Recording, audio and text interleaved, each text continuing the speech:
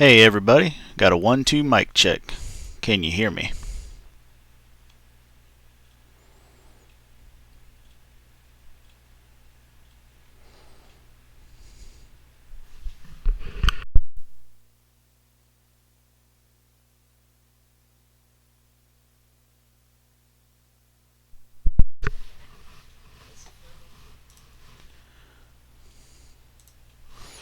Hey everybody, welcome to J&J Acres, and this is the Sunday Slowdown.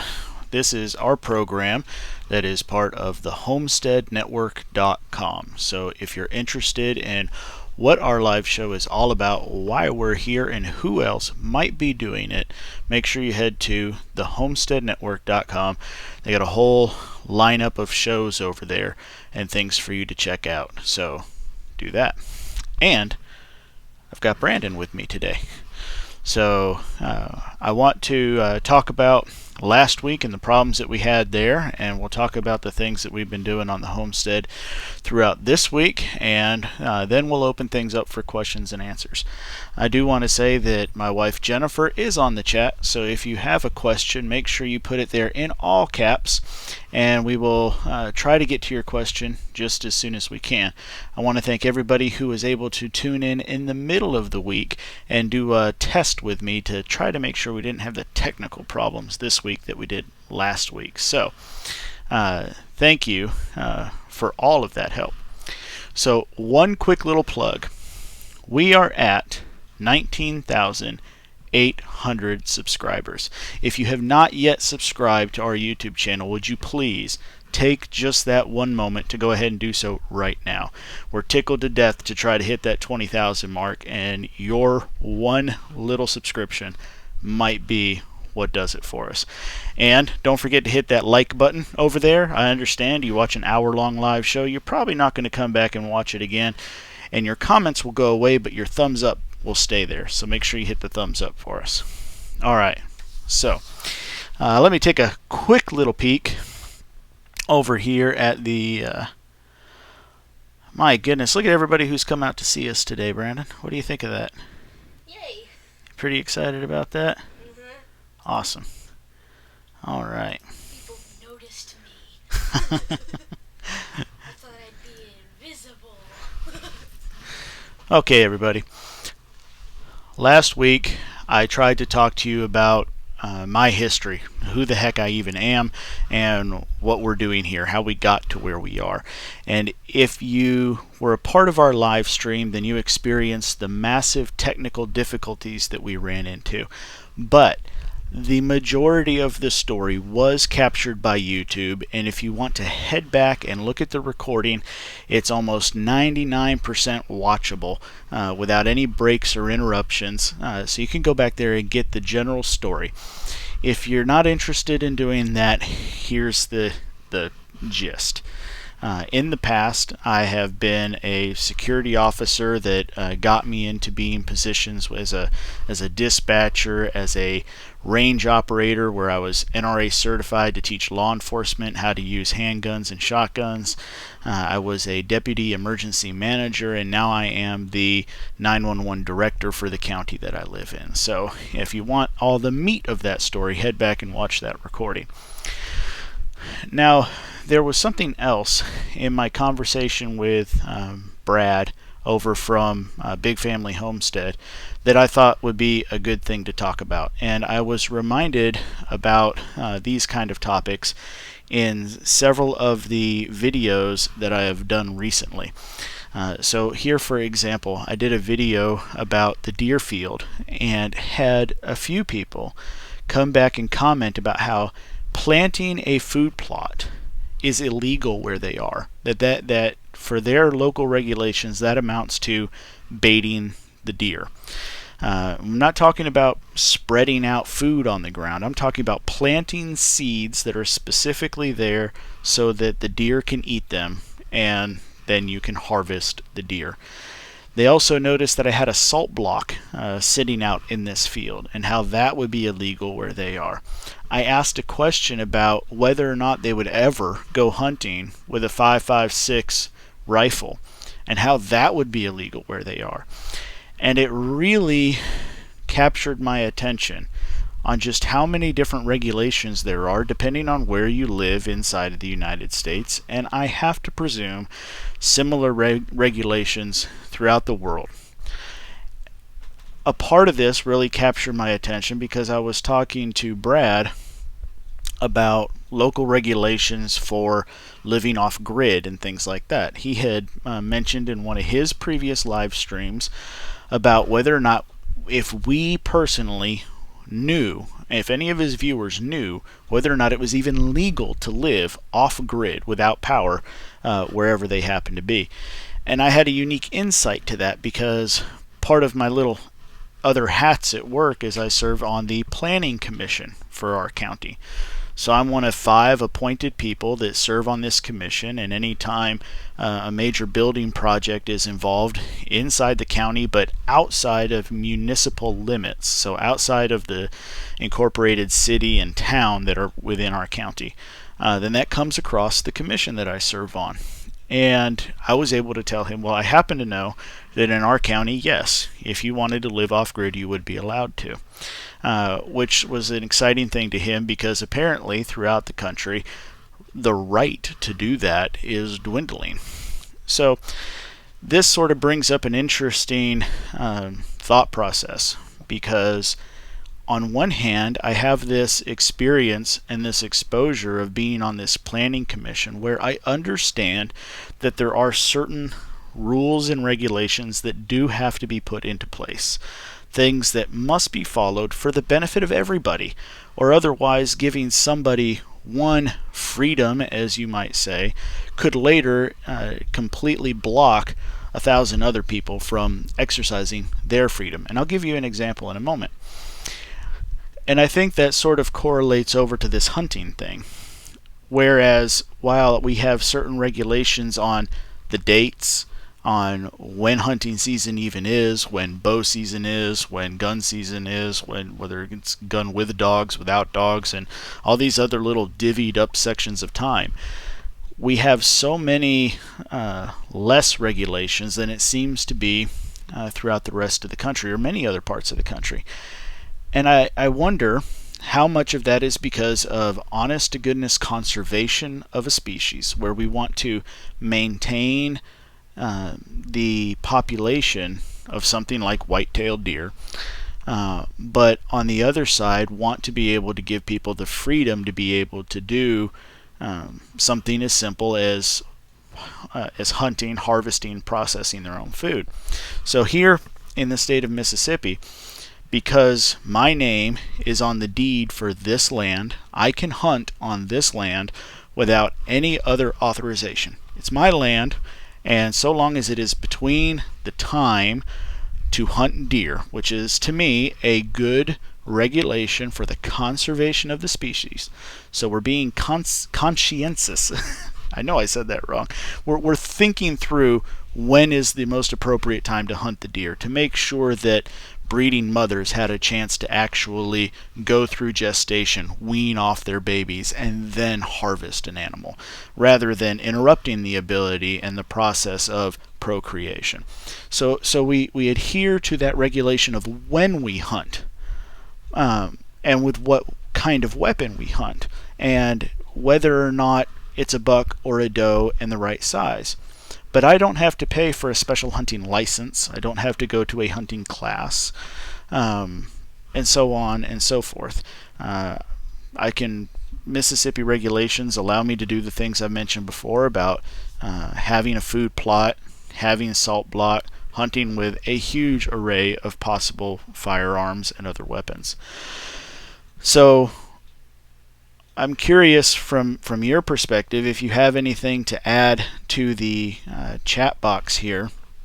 Do you feel like any regulations that you are aware of where you live, are they there because of good thought out approaches to conservation of wildlife?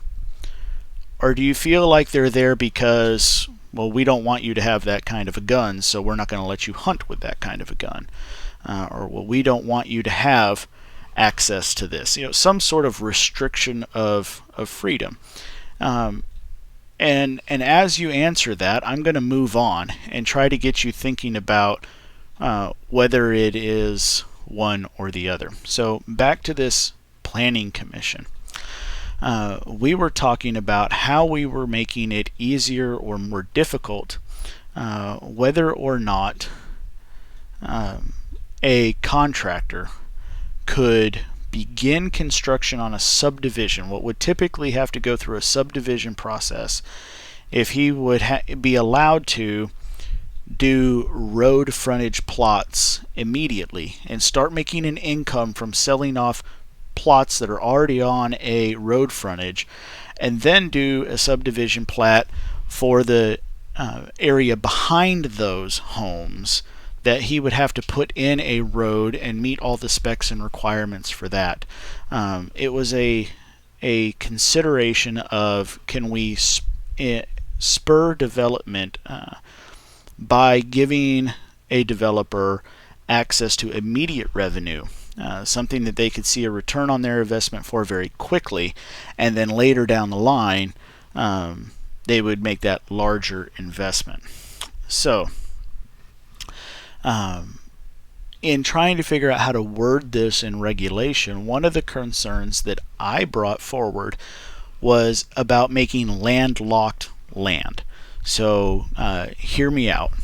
If you have a road to the south and a road to the north, and somebody owns the entire parcel between those two roads, and they develop the entire area across their south-facing road frontage, they have effectively blocked any ability to get to the land behind it except from the north. And if the same thing happens across the north, then that entire section of that parcel in the middle becomes landlocked.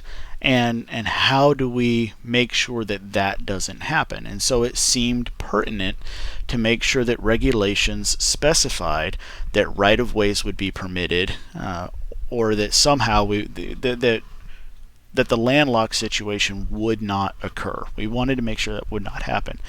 So in my mind's eye, I don't set this policy. The commission recommends policy to the Board of Supervisors, and the Board of Supervisors, being elected officials, they set the policy. But we thought, myself and the other four people, thought that that was a good, conscious thing to do to make sure that we weren't locking in land and making it so it could not be further developed down the road, where if somebody else buys that parcel and all of a sudden they find out they have no access to it. So I think that's something that all of us can think of, because I too have times where I get frustrated about a situation, and I wonder to myself, why in the world is this illegal? Or even sometimes, why in the world is this legal? And I have to take a step back and try to wonder what situation might have taken place where it caused them to set up this legislation or this ordinance or whatever the case may be. Some things I think are just out of pure ignorance. Case in point, the classic problem of whether or not you can have chickens inside of a city limit, I think is just purely based out of ignorance. I think it is possible to write a useful regulation that allows somebody to have a few backyard hens where you can bar a rooster or things like that, and still allow people to enjoy that aspect of raising their own hens, having their own eggs, and not just ban the entire species and the idea of even having livestock at all inside a municipality. So I think some of them are just born purely out of ignorance, but I think others have some level of thought that have been put into them. So let me know what you think. If you have a question about this topic at all, go ahead and put it in there, and I'll do my best to respond to you. Somebody commented here, was the hunting season canceled in 3 states due to deer being sick? I can't answer that. I barely keep up with what it is I have to do here in my county. So I'm not a big hunter. I don't know whether or not that's true. I do know, because of some comments that were put in my previous videos, that there is something called chronic wasting disease. That has never been reported in the state of Mississippi, but it has been reported. The closest it's been reported is in northwest Arkansas. Is the closest that it gets. So I'm talking about a 12-hour drive for me to get to a county where this chronic wasting disease has been reported. But apparently, the more northwest you get, the more devastating it has become. So it is not a problem that's on my radar because it doesn't affect me, but apparently it's quite an issue out there in many other states. All right. Well, I'm not seeing any questions right now, and I think I gave everybody enough time to see that. So what I'd like to do is head over to our little picture show. I got a few things I want to show you about, some things that happened during the week or from last week, and also give you a little insight as to what's coming up here in the future. So let's see here. Supposedly, if I click this button, there we are. Now we're looking at pictures. So, speaking of deer hunting, I wanted to first start this whole picture show off by sticking my tongue out at you. You know, it's kind of funny. Every once in a while you catch one of these unusual pictures. This deer camera sits out there, and I've got it set to take 3 burst images every time it activates right now. And you just never know. And here I've got this deer sticking its tongue out at me. I wager she just got her a good lick off that salt block. But there you go. You got a deer sticking its tongue out at you. So thanks for being a part of the show. All right, next thing we got here is Three's Company.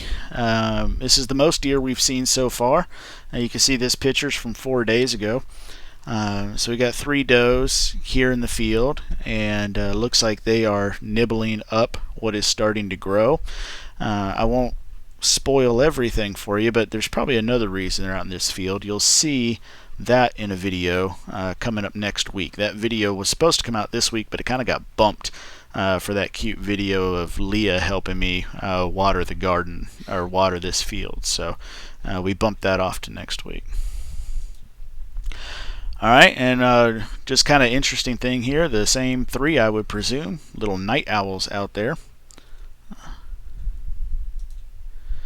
And looky here, not a deer.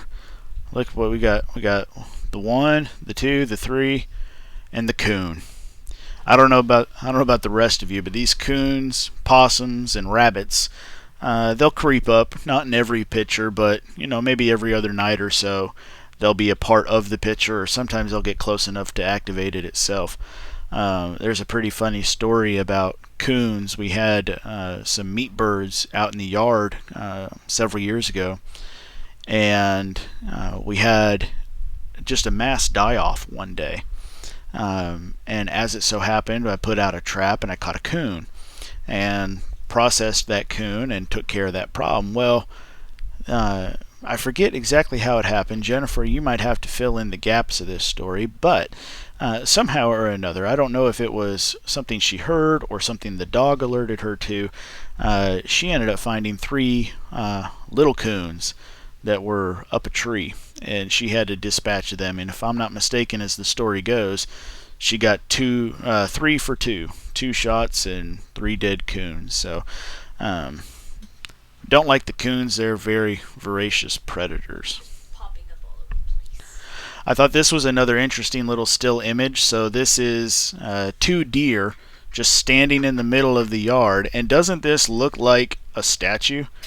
Doesn't this look like something that would have been sculpted and put in a state park? So on my computer, that's what this file is labeled, as statues. Because I mean, they're posed. I've never had a deer pose so well. But I tell you this, they got each other's back, so I guess that's all that really matters. It's gonna attack them. I thought this was a fun little thing. Here's Brandon being the cameraman for that video I was telling you about before, with Leah helping me get some water back in this field because we hadn't had water for a week. Brandon offered to be the cameraman, and we gave it a go, and he probably did better than I did my first time trying to use a camera. So he's going to be helping me out with that in the future here, I hope. I still suck at it though. All right. All right, so here's a sneak peek at something that's coming up next week. This is actually currently slated to go live next Sunday morning. So if you can recognize what that is, go ahead and put it in the chat box or in the comments. And if you know what it is, then you know what's coming. But this video is very special, and you won't get to find out why until next Sunday. So make sure you come back and check out why this video is so special. Secret. Alright, and here's your one commercial for the night. If you've never seen this thumbnail before, it is because you are not a Patreon over at patreon.com. So some of our clips have little bloopers in them that don't make the final cut, and if you watched this video, you heard me say something about how through all the troubles today, the only children left were Leah and Brandon. At this point in the video, I had 4 children with me, and it took a while to get this figured out. And so I lost a couple children. Well, this turned into an entirely different video, and it's over on our Patreon only feed. So check that out if you're interested in helping support the channel. And here is a sneak peek at a video coming up later in the week. We took a homeschooling tour of a 225-year-old water-powered grist mill that is still in operation. They have never shut their doors. Never shut their doors. Still owned by the same family. Still putting out ground up corn, wheat, and other products. So you'll have to come back and check that out. It was a really fun visit. And we're back to a deer sticking its tongue out at us. So I guess that's the end of that. Alright, so we had a couple questions during all that. People were wondering, what are beauty berries? Well, I know they grow very prolifically here in Mississippi. I believe they grow all the way up toward Canada. So I would suspect that you probably have them in your area if you're not in an arid location. But if you just Google American beautyberry, you will find out about it. So I think Lynette there was playing Jeopardy, perhaps, said, what are beautyberries? And ding, ding, ding. So so check that up, American beautyberries. And somebody asked, are beautyberries edible? They are. Generally speaking, I believe there's a certain, you don't want to go hog wild on the raw berry itself. But we have a way of making sure that you can eat a whole lot of it over a long period of time. So just make sure you check back. All right, everybody. So what kind of questions do you have today? We've had a fairly exciting week. We have been dealing with the fact that it's been bone dry. And I tell you what, I don't know about you, and please make sure you're popping in the questions while I'm talking here so we can keep the show going. There's just not enough time in the day. I told you all before, and certainly here now, y'all know I work what amounts to a 9 to 5 Monday through Friday, and so by the time I get home, there's usually a couple hours to try to get something done before supper, and now it gets dark. It's getting dark here at about, 7:30, Brandon? Yes, around 7, 8. Yeah, somewhere between 7 and 8. So, let's see here. My cheat sheet wants to keep turning off. Okay. So it's been really hard to try to keep up with things. I still haven't put in my fall garden. And that should have got done this weekend. It still hadn't got done. I have some plants that came in the mail that need to go around our fish and bee pond that should overwinter if I can get them in the ground and get them established before the first frost. The bees are doing well. Our goldenrod is just starting to bloom here. We had several little early blooms before now, but it looks like the majority of the goldenrod held off until right now about mid-September when it normally goes in our area. So the bees are doing well. It'll probably be October or so before we go in there and rob them out and get some more honey off of them. Uncle KK was asking, what do you feel the minimum home square footage should be?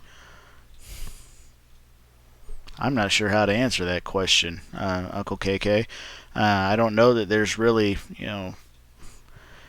people like to say that for, chickens, what you need, I think it's 2 to 3 square feet inside the coop and 4 to 5 square feet outside the coop. I mean, are we suggesting to treat humans like that and say, well, one 13-year-old boy needs to have X amount of square feet inside and X amount of square feet outside? I don't know. I'll tell you this. We have a very large home. We bought this, we had this home built before we had any intention of doing homesteading, before I ever heard the word homestead, before I ever heard the word permaculture, before I ever thought about sustainability, and it's a typical American home. Now, mind you, there are 7 of us living here, but it's 2,500 square feet. If I could go back 10 years and do it all over, I would still probably have a slightly smaller house than what we have today. Jennifer and I have talked at length about what kind of a home we want to live in when all the children move out. And there's been a couple summer camping trips that we've taken with the family where we've been in these smaller cabins, and we've seen a couple layouts that we really liked. And I don't want to say tiny home in the sense of a house on a trailer. I don't really think that's us, but I do think a tiny house, and I don't know where you draw that limit at.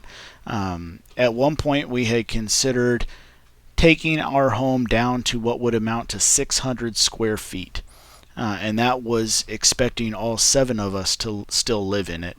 And we thought we had developed a very pared down and finessed, if you will, floor plan. But that was contingent on the climate that home would be placed into, so that there was a lot of outdoor time, and that the home basically became a place to sleep and for inclement weather.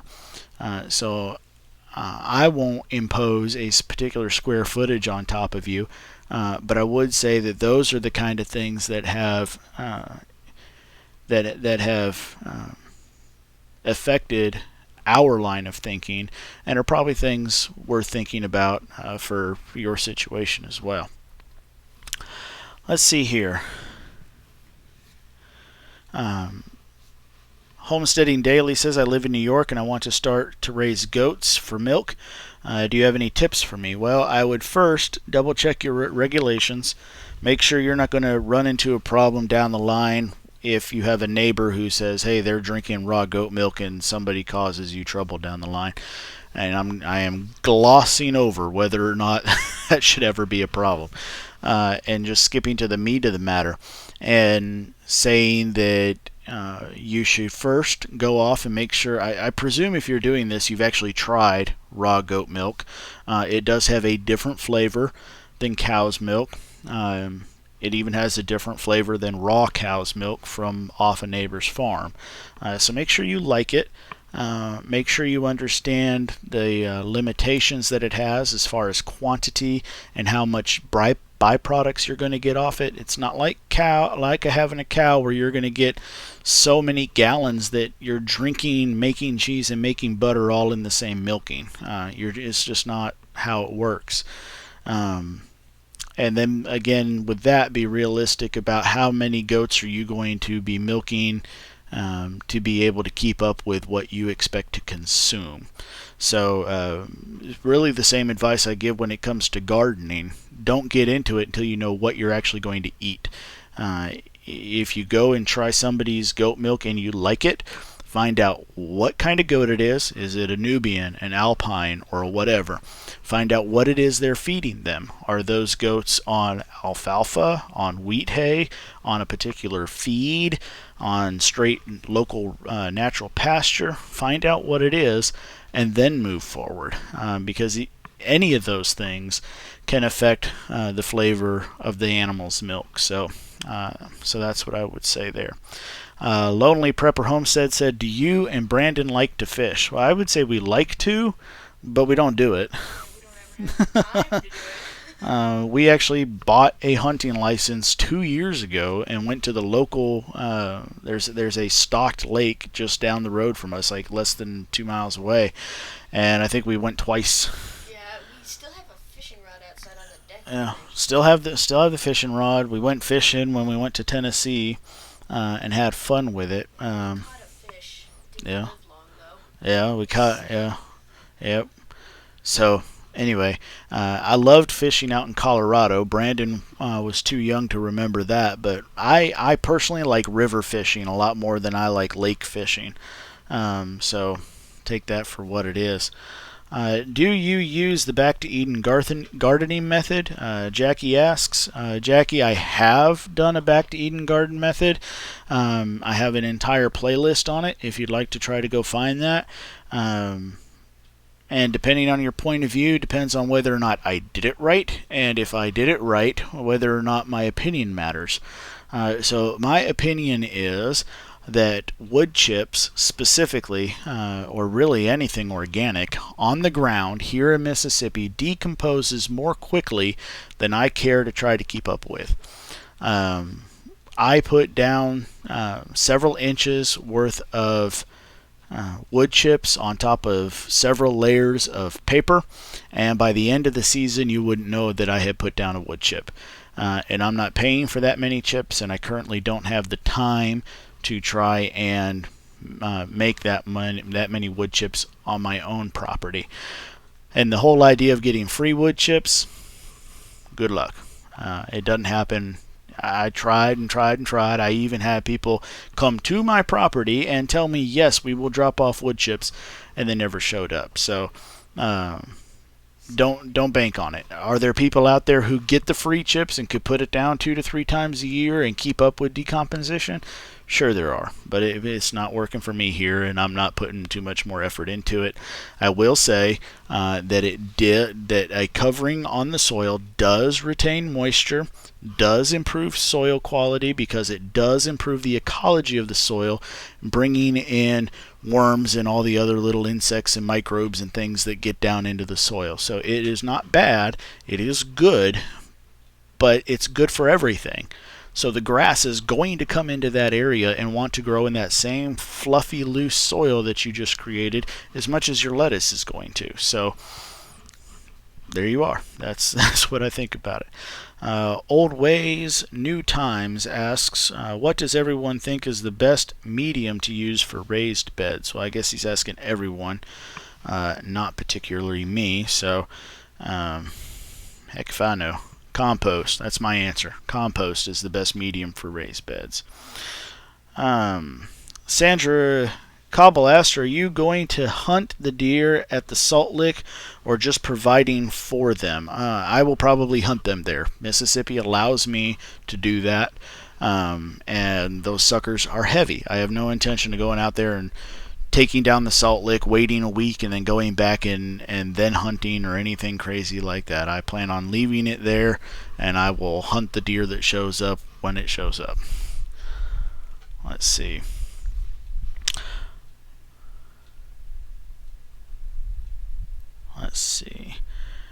Sarah asks, dwarf rose snowberries look so similar to beautyberries. Wonder if they are related. Do you know what they are? I have not heard of dwarf rose snowberries.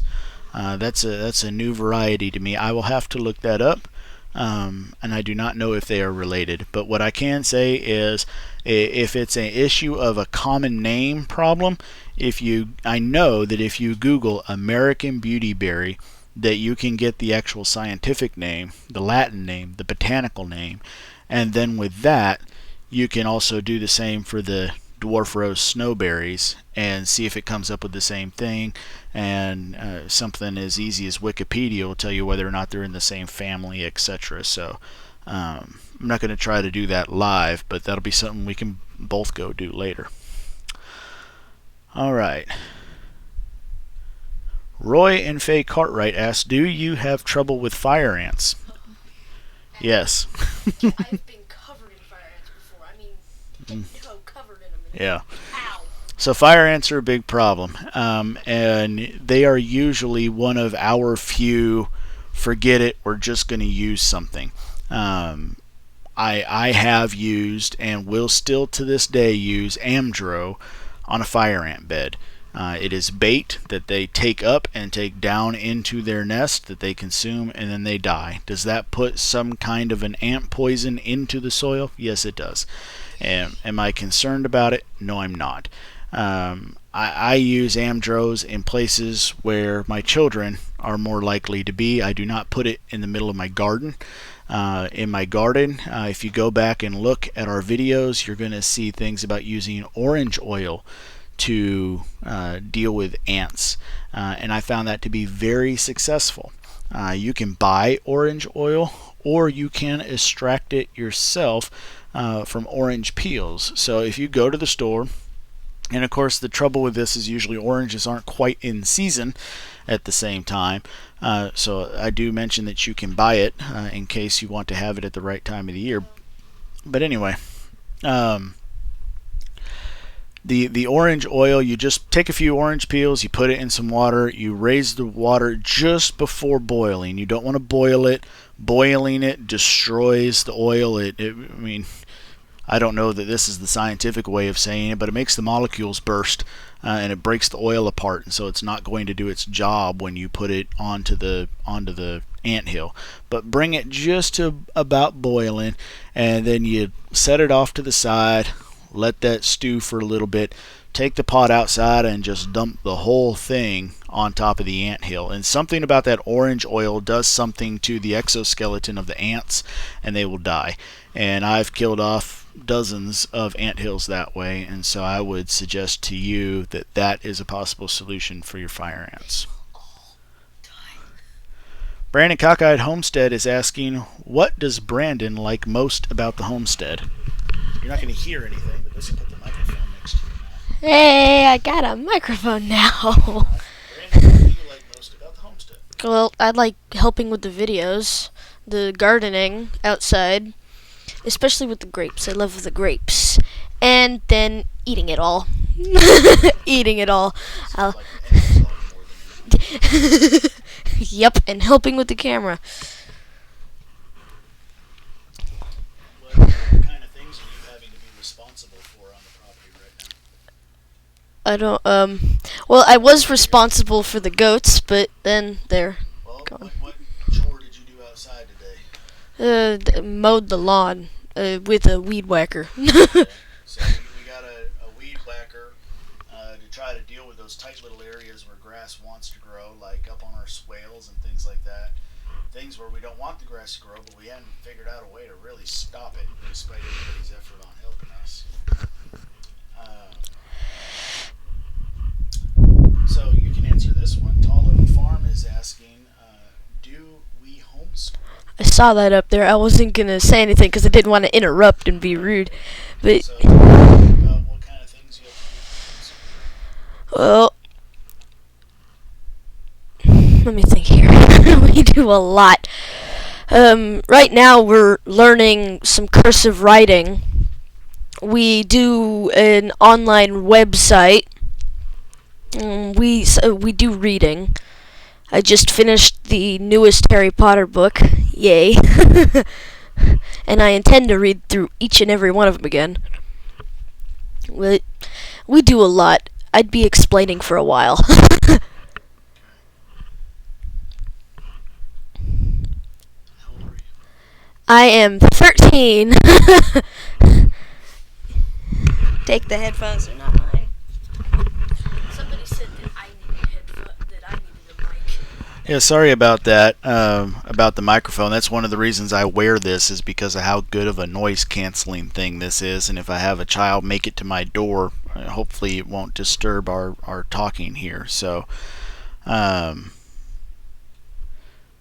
so let's see here. Where are we at? So Brandon does a lot of things around the property. He's been learning how to drive the tractor and run the kind of implements that you know the kind of things that make any parent, whether you grew up in the city or whether you grew up in the country, you just get nervous about the implement that can hurt your child. So Brandon's been running the saw on the brush cutter, the saw on the brush cutter.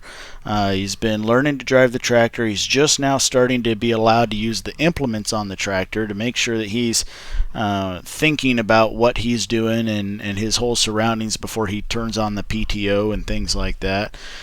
He's also does a lot of things that he's in charge of the two major chores inside of the house. He makes sure that the washing and the both washing, the dishes and the laundry, stays up to snuff. There's times where he helps with the cooking.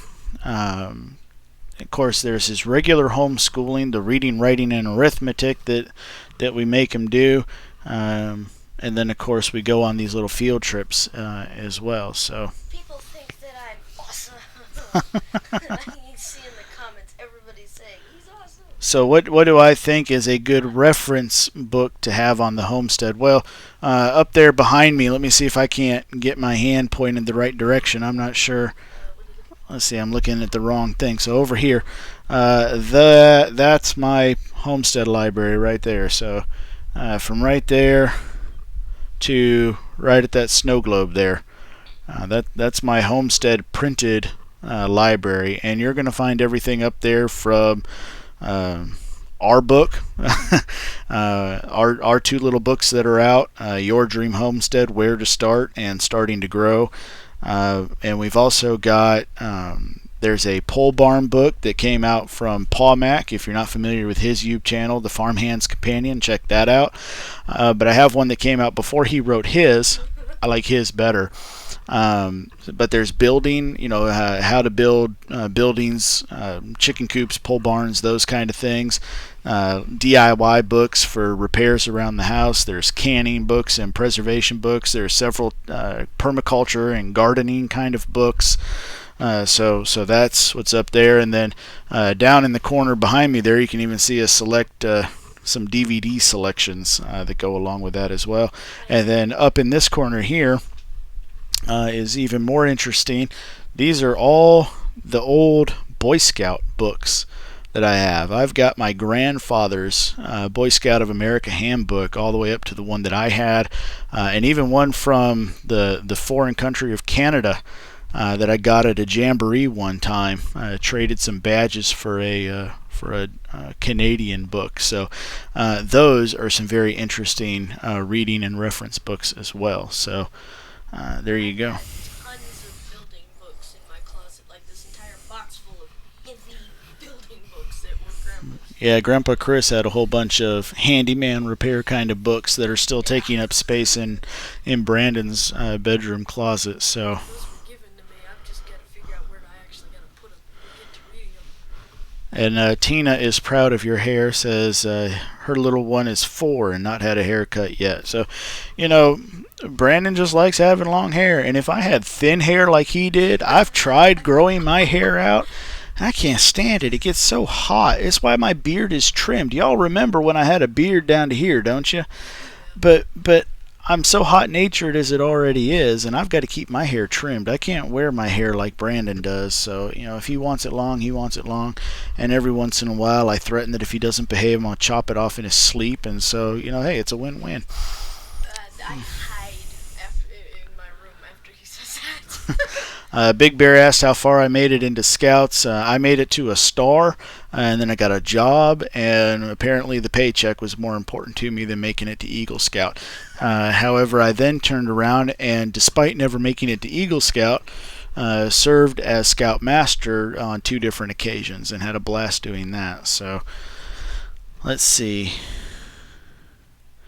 When will my wife join me live? On a day that she is not recovering from a severe migraine. So don't do that, it'll be loud. Yeah, she had a very, very bad migraine last night and has been recuperating from it throughout the day.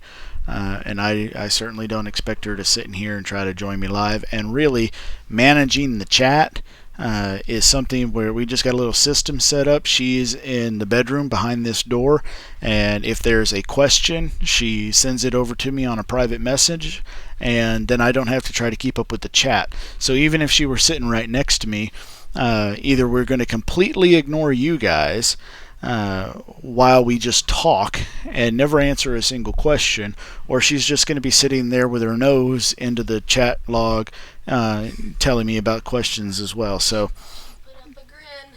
let's see. Lonely Prepper Homestead says, do you have a copy of the first 1911 Boy Scout handbook? I highly doubt it. Brandon, go over there and that first, well, grab those first three up to where it says field book. I don't really know which one of those is the oldest. And what's that very last one back there? It's very much a story of. Oh, no, I don't want that one. Okay, so let me see. These were in order of size for the purpose of stacking books. So let's see here. The first one I can show you here is the Handbook for Patrol Leaders. This one here is my father's. You can see his name up at the top there.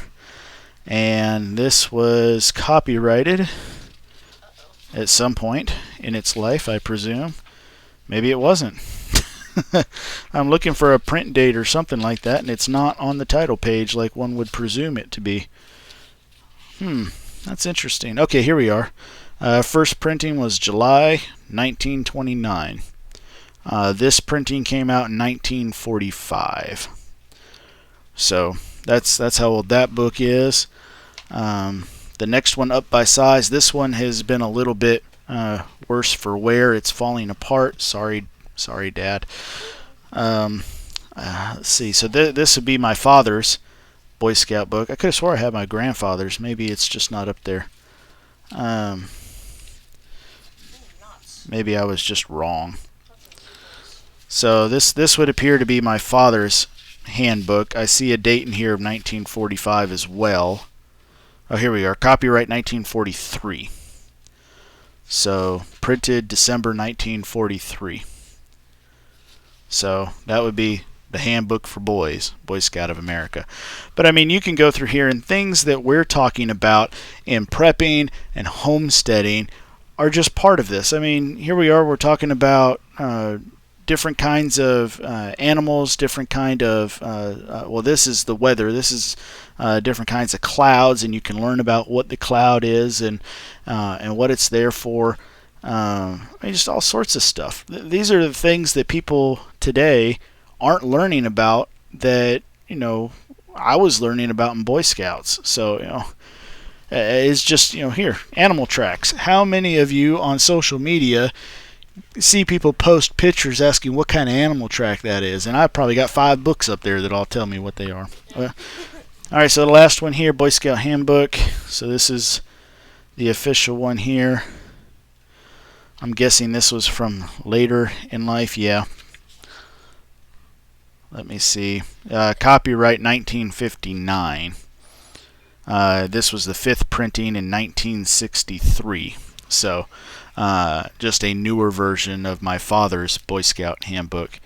Will you carefully return these to where they were, son? Thank you. And I don't think any of the other ones up there. Well, hand me those other 4 just so I can show people what else are up there. We've got a few minutes left. We might as well burn it. Yeah, all 4 of those. A few minutes. So there's just a fun story of the Boy Scouts. It's like history of kind of thing. So that's not really instructional. There's my foreign country Canadian Scout Handbook. This would have been when I was in Scouts. So there's bound to be comments in here about how young I am. There's just got to be. There always is. Nobody ever thinks I'm a young guy, and then I read out a date and people go, "Oh my gosh, you're still a kid." Well, these Canadians got to do things differently. I was able to find a copyright in every other book, and now I can't find one here. Oh well. I have no idea when this Canadian book was printed. Nope. I got a catalog number. I got an ISBN. I could probably look it up that way. But nowhere on there is a date. But there you are, Canadian Scout Handbook. The official Boy Scout Handbook, this one was printed in 1979. So there's another one there. And look, now we get prints in color. Look at that, color printing. I mean, if I'm not mistaken, I've read in here, how to properly assume the prone position. Identifying trees. I mean, come on. This is what we now consider homesteading and prepping, and this was plain Boy Scout stuff. All the fruits and nuts of trees.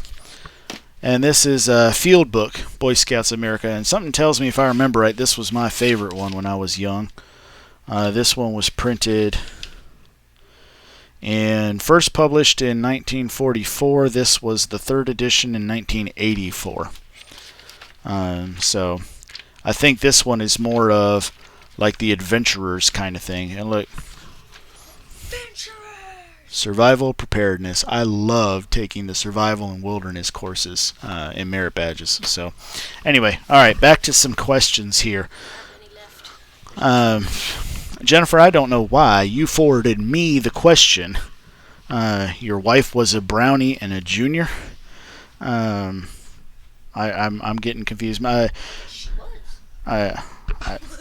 I'm not sure if you're asking me if the children are in Girl Scouts or if you're asking me if Jennifer was. One of our daughters was in Girl Scouts, and Brandon was in Boy Scouts, and really we just got away from it. We had a problem with the scheduling, we had a problem with the money, and things like that. So it was easier just to get out of it and teach them those things on our own. Let's see here. Lonely Prepper, I wouldn't have a problem with that. I think you've got my contact information. Susie, I'm not even going there. Sorry. Appreciate the question. We're not. That's not what this show is about. We're not going there. Let's see here. Oh, I see. Okay, so Beth asked any Girl Scouts, and my wife was letting me know the answer was that she was a brownie and a junior. Again, like I say, Tracy was in it. She enjoyed the camaraderie of being with the other girls. I hated the commercialism of it. It was, sell stuff, and I mean, I understand that boys and girls learn differently, and I understand that if you put a boys team up against a girls team in most sports, that it's not going to be fair for one or the other. One is always going to outperform the other. But I don't know. There were some conflicts. Let me just leave it like that. All right, folks, we have got about 5 minutes left, so if you've got any questions, now is the time to get them in. When we're done in a few minutes, you can head over to Homestead Onomics, and you can head to thehomesteadnetwork.com and look at their show times, and it'll give you a list and links to all of the participating members in the Homestead Network, so you can get to their channel more easily. But stay tuned and make sure you head over to Homestead Onomics when our show is done. So, and Brandon says, put some questions in the box. All right. Anything in particular, Brandon, that you want to share with everybody? No? No. This is the only source of internet right now. Yeah. Plus, it's fun to read. Daddy made everybody get off the internet. Brandon wanted to watch live from his bedroom, but I said, well, I've got to make sure with all the technical problems we had last week, I said everybody's off the internet but mommy and daddy. I was chatting in the chat box with everybody to answer questions, but not really anything in particular. Homesteading Daily, if you're interested in purchasing our book, you can either go find it on Amazon. It's listed there. The main title is Your Dream Homestead, and the subtitles, there's two, is Where to Start, and the other is Starting to Grow. Both of them are listed as the author of Jared Stanley, and the editor is Jennifer Stanley. So you should be able to find them. If you can't find them on Amazon or prefer not to purchase through them, there is a subsidiary called Create Space. You could go order it there. Or if you're just dead set of not ordering online, you could find my contact information, send me a message through jnjacres.net, and we'll work out a way for me to send you a book in the mail. Or you can go support us over on patreon.com at the certain rate, and you'll get a personalized signed copy of the book. So that would be another way to go about it. Let's see. Tina says that I'm good luck. See you there in the chat. Yeah. What would Brandon add to the homestead if he could? I wouldn't add. I'd bring back my goats. I miss my goats. So Brandon says he wants his goats back. I'm not sure if you're picking them up on the microphone there. I miss them so much. But you have to be fair with this. Why did we get those goats? We got them for their milk, but they weren't. Well, we got them because you wanted to enter the 4-H program for the goats. You wouldn't spend the time required to make them handleable so that you could show them in the 4-H, and sometimes you sort of skimmed out on how well you went about feeding them too. Yeah, so he wants the goats back, but he doesn't want the responsibility of going out there in 105 degree heat index. Yeah, sure. Everybody tell him to give me my goats back. Tell him to give them back. All right, Ginger, you asked if we're close to Deep South Homestead. I don't know exactly where they are located. I know they had to get off of someone else's live stream earlier because of bad weather. I believe they're in very south Mississippi, so that would put them about 2.5 hours away from us if I drove straight south. So that's the best I can tell you there. So, all right. Well, thank you all so much for being a part of the show today. I know one thing Brandon is anxious for is driving the tractor down the property. He wants to go down and up the hills, and I don't want him to tip a $20,000 tractor. So we're doing a little bit more practicing before we start letting the tractor do any kind of articulation on the ground. So right now we're keeping him to fairly level ground, and maybe later we'll let him get down there. That's really not a Brandon thing. He's probably more than capable of doing it. It's a daddy freaking out thing. So projects to look for in the future. I have got the plants. I have got to put in the plants around the fish tank, and the fish are doing well, and they are growing, and there are more plants there that you haven't seen before. So come back and look for that video in the future. I have got to get at least one row prepared to put in some winter crops, so watch out for that. And in the distant future, we've got to do some more work with the bees. So lots of things coming up in the future. Let's see here. I was not, excuse me, let me read the question. Twiggy Lynn asks, were you raised in Mississippi? No, we moved to Mississippi. Jennifer, myself, Brandon, and Tracy moved to Mississippi in 2005, 2 weeks before Hurricane Katrina hit the area. So we are transplants, and due to some good job positions and things like that, we have set down roots, and now we live here. We consider Mississippi home, but quite frankly, we would probably retire someplace with a little less humidity. But we are where we are for now. The fish out there, I can't. I try to pronounce usernames dragon. I'm just going to say dragon. They're just goldfish. They're just 35-cent goldfish from the pet store. They were put in there just to try to keep the plants alive, so I didn't have to feed the plants. The plants are there to give something for the bees to land on, so that the bees have a watering hole other than our pool. So that's kind of how that went. We wanted a different watering hole other than the pool for the bees. So in comes a 150-gallon little fish pond. I put in some plants. I want the plants to live, so I sort of kind of set up a little aquaponics and put some fish in there, and it's working so far. It's been, what, a month or better? Yeah. A little over a month, I think, since it's been in there, and they've gone from little 35-cent goldfish to $10 goldfish. So things are working out really well. Large fishy. All right. Thank you all so much. It is my time to sign off, and I don't want to take up Homesteadonomics time, so make sure you head over there.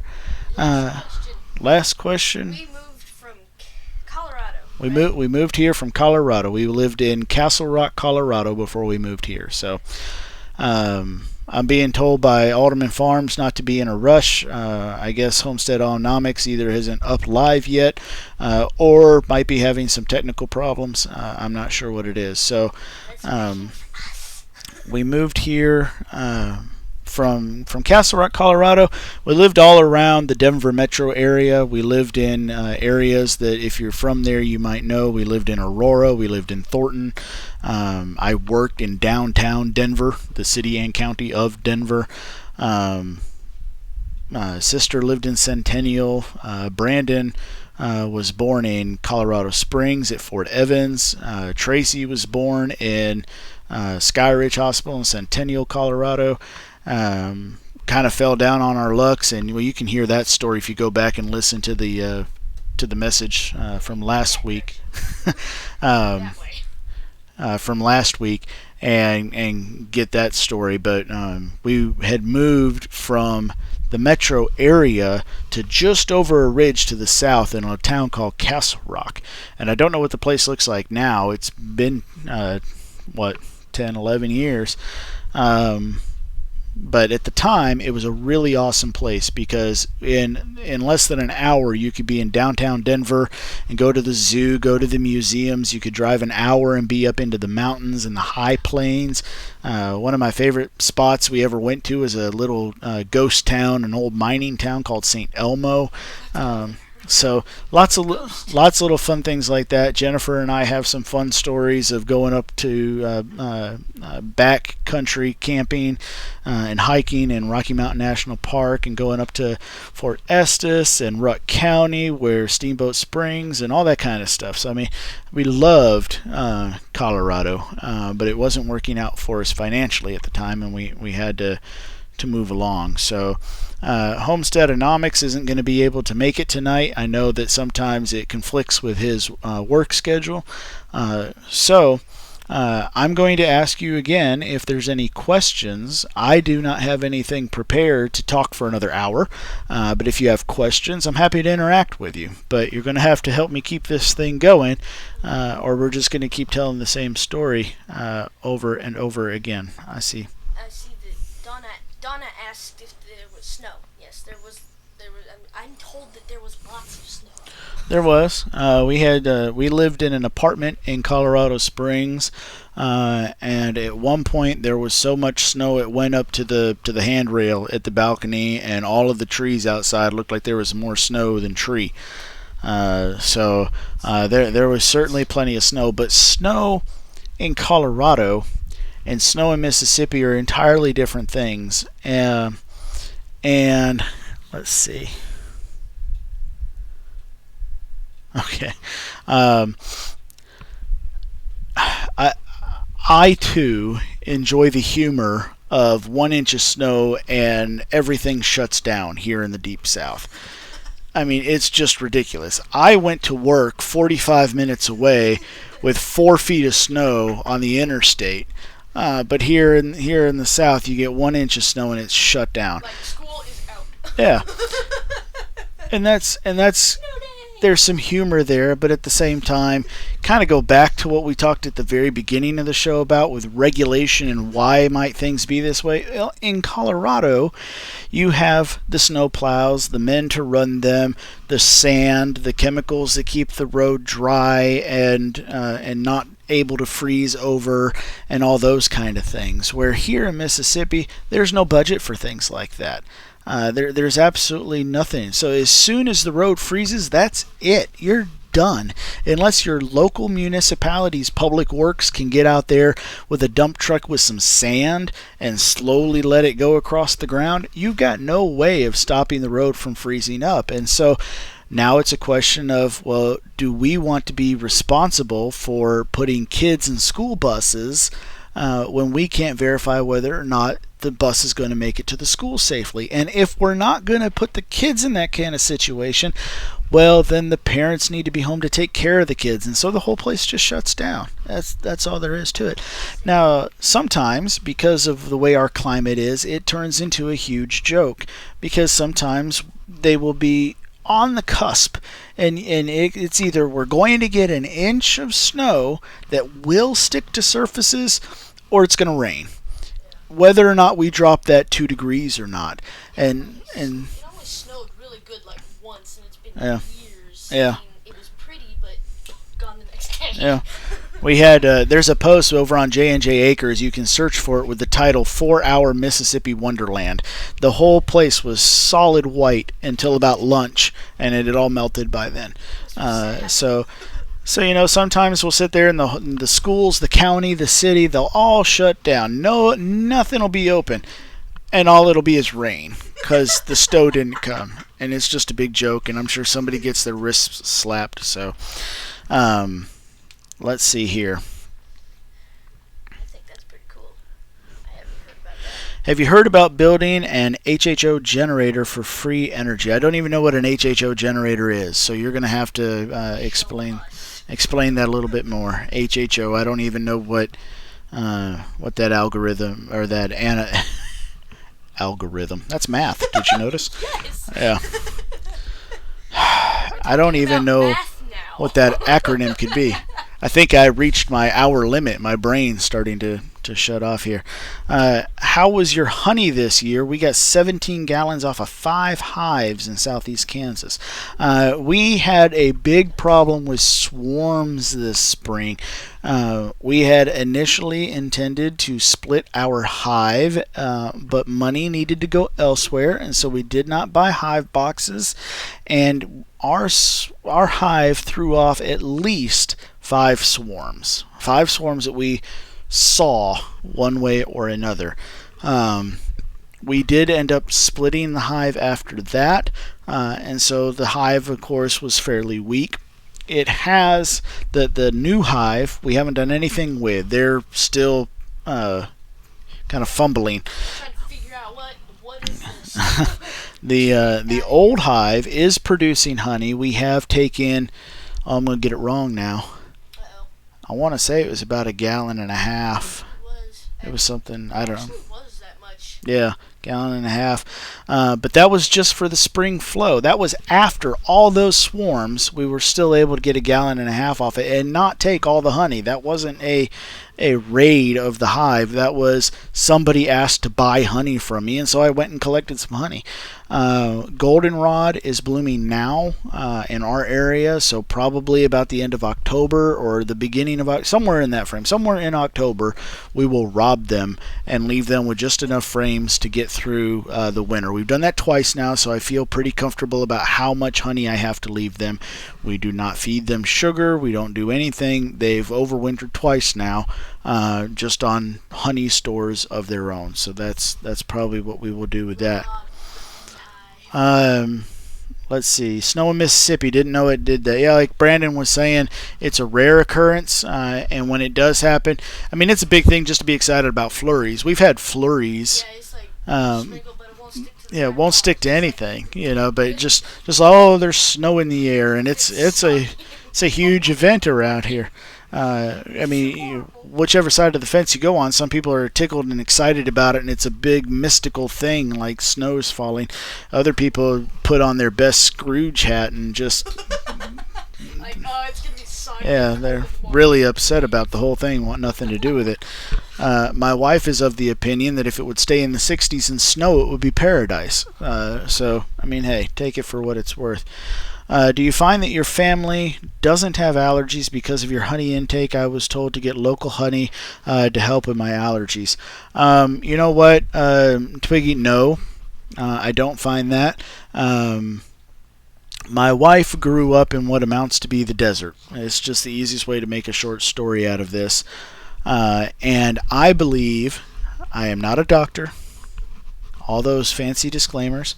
But I believe because she wasn't exposed to those allergens like grass as a child, she is now highly allergic to grass pollen. She just had a blood test done about a month ago or so, and what they found out she was deathly allergic to was every kind of grass under the sun. And I think that's because she grew up in an area where she wasn't exposed to that. So, does well, yeah, we're now trying to keep the grass mowed to make sure that the seed spikes don't come up and create pollen. But of course, pollen blows, and so we can only affect it so much. There is a significant amount of controversy on whether or not honey can actually affect allergies. I believe there's a benefit to it. Scientifically, people would say pollen is made from nectar, or excuse me, honey is made from nectar. Pollen is used to make bee bread to feed bees. The pollen doesn't go into the honey, so how is having the honey any benefit to you against pollen allergies? Also, they would argue that things like grass, bees don't really, the bumblebees do, but the honeybees don't collect pollen from grass. They're going to much bigger sources like the tulip poplar trees or the willow tree or goldenrod and things like that. So then the question is, what are you actually allergic to? What are the bees actually bringing in? So on one hand, they say the pollen isn't even a part of the equation because pollen is not honey. You're eating nectar that has been processed by the bees, not pollen. And even if the pollen had something to do with it, are they even collecting the pollen of what you are allergic to? So take it for what it is. But the health benefits outside of that are certainly undeniable with honey. There's lots of good bacteria, good yeast, good enzymes, and things like that that are in honey, and I say you should take it and see whether or not it helps you. My wife, because of how severe her allergies are, does take prescription medicine, but still takes our local honey as well. So, take it or leave it. I'm not allowed to play in the dirt.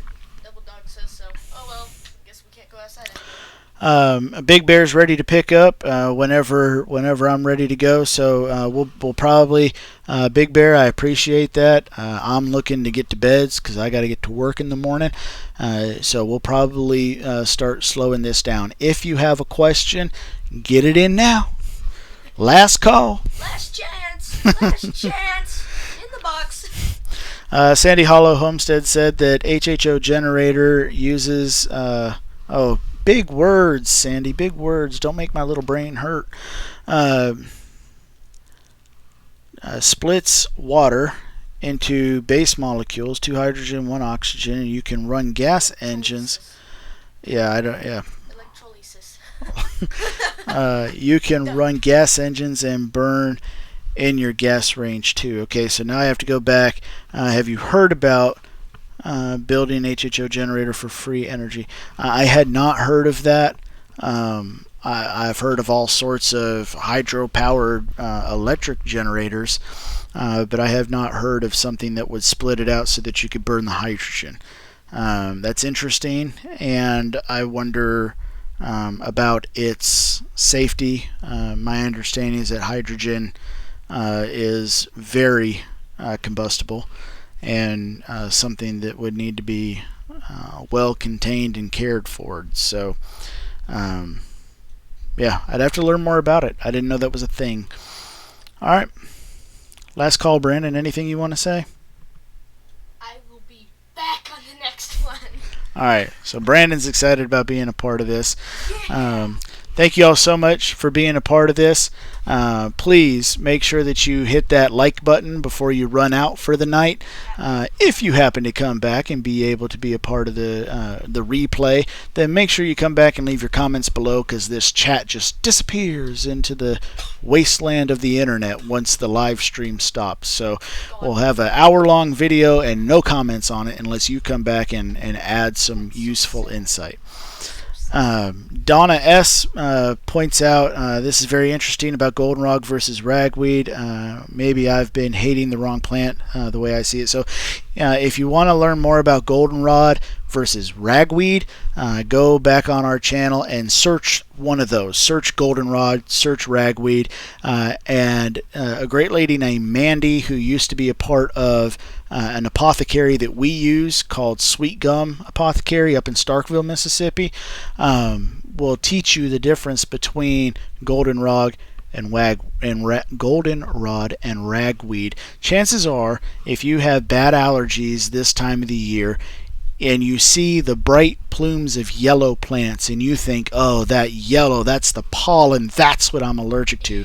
Chances are what you're allergic to is ragweed, which blooms at the same time. And interestingly, you can use the goldenrod in a tincture to boost your immunity against ragweed. So that is a pretty cool thing that you can do. You can. There are apothecary level ways of dealing with it where you can get some real high quality alcohol and make a tincture, but your less than $10 bottle of vodka and a couple plumes of goldenrod will get you there.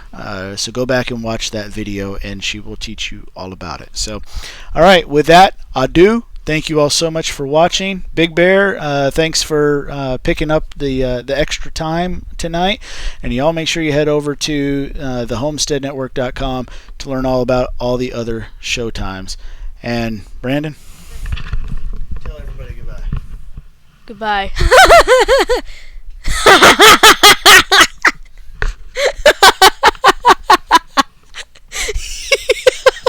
This is what I'm working with. You told me to tell him goodbye. Goodbye like your daddy would. It's the end of a video. Tell him goodbye. This is why y'all don't see on very many videos. We can't get a serious moment around here. Nope. All I need from this kid is 5 seconds. Just 5 seconds. You've had an hour and 18 minutes. 5 seconds, can't you? 1, 2. I gotta end. Okay. Thank y'all for watching. We'll see you next time. Goodbye.